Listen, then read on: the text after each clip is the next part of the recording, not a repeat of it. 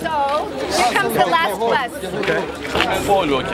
It was a walk in solemn and somber procession to remember the victims of the 1994 Rwandan genocide, in which more than 1 million lives were lost. The members of the American University of Nigeria community on Friday, April 11, 2014, joined the rest of the world in a solidarity walk and a brief lecture to honor the memory of the dead in that unforgettable African tragedy, and to remind the living to dialogue and coexist peacefully.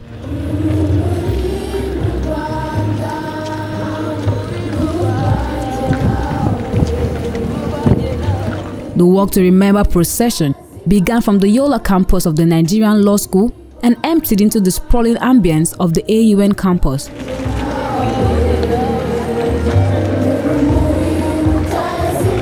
Shortly before the walk, the Rwanda Vice Ambassador to Nigeria, Councillor Protogene Sengumiremi, briefly reminded the youth how important it was for everyone to partake in the procession, especially the youths, as they are future leaders. People who have been killed in 1994 genocide in Rwanda. Most of the people who did genocide were youth, were strong as the young you see here. And the future of each and every country is based on youth. Again, they have strength to destroy and to build. So we have to work and remember those who have lost their life, but having also the future on those young people, those who are the future of the country. Leading the procession was President Maggie Ensign, the Rwanda Vice Ambassador to Nigeria, Councillor Protogene Sengumiremi, Head of Law School, Professor Issa Chiroma, while AUN faculty and students and members of the Damawa Peacemakers Initiative and the public followed. Quite noticeable were the lead mourners, the 16 Rwanda students studying in AUN, who walked ahead of the procession. The walk, which lasted half an hour, people sprawling into the commencement hall to listen carefully to the words of advice the Rwandan community had for AUN, and especially with the growing security threat in the northeastern part of Nigeria. This is something that I have been doing for quite a while. The councillor remarked on the stories of the genocide and why it is necessary the message be spread round the world. He said the reconciliation story in Rwanda showed that preventing genocide is possible. He also told the success story of the Rwanda today. Currently in Rwanda, we are no more Hutu, Tutsi, Twa. There is a new ideology, we are all Rwandans. Whoever is a Rwandan can never have any qualification of being Hutu or belonging to Hutu or whatever. Everyone is Umunyarwanda, Rwandan, period. A country or a nation to be respected, it's not a matter of land. It's not a matter of minerals. It's not a matter of forests. It's not a matter of water. It's a matter of people. In a loud voice, we call on the global community to stand together against genocide. We all, as we are gathered here, and even those who are not here, have the responsibility to protect citizens against such heinous crimes against humanity. We have that responsibility. It's a collective responsibility.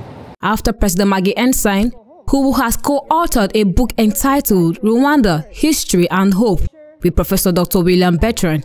In January of 1994, I was running a program for the U.S. State Department, and one of my students was a Rwandan gentleman working for the U.S. government. He came to me that January and said, Dr. Ensign, I have to go home to Rwanda. And I said, Bonaventure, you can't go home.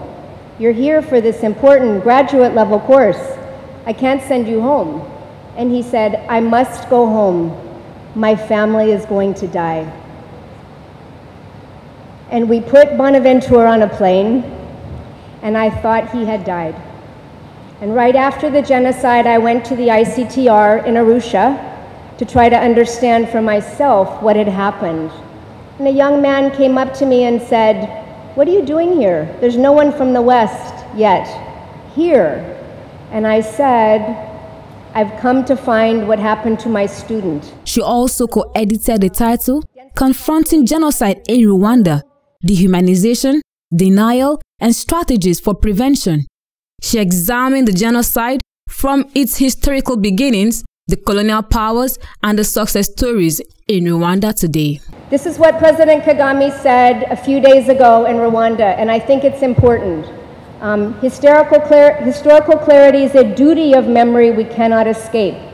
Behind the words "never again," there's a story whose truth must be told in full, no matter how uncomfortable it is. 1994 genocide against Tutsi in Rwanda, as they said, was planned by politicians. A representative of the Rwandan students in AUN, a petroleum chemistry major, Mr. Tioneste Mashimwe, supported the wise words of the counselor, strongly advocating that Nigerian youths should take a stance to change their society and not destroy it. We cannot again accept those politicians to be used to do genocide again. We can't, never again. So let's use our strength, let's use our power, let's use our energy to build our country. The Rwandan youths in AUN filed out to read 100 names out of the 1 million people who lost their lives in the genocide, according to the counselor, who added that the names represented the 100 days of the genocide, so therefore 100 names were chosen to be honored. Gisagara Fils, Salambuye Emmanuel, Kaliz, Bizimungu Jean-Baptiste. Repeat it after me. Genocide never again. Again. Genocide never again. Once more. Genocide never again. Thank you very much. God bless you.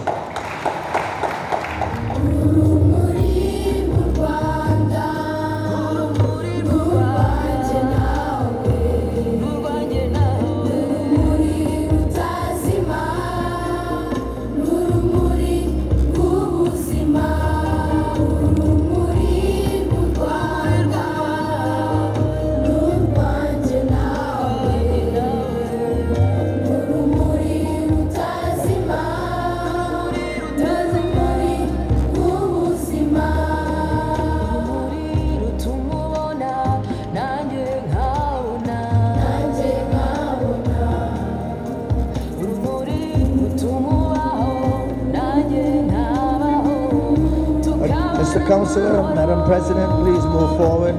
Please follow through.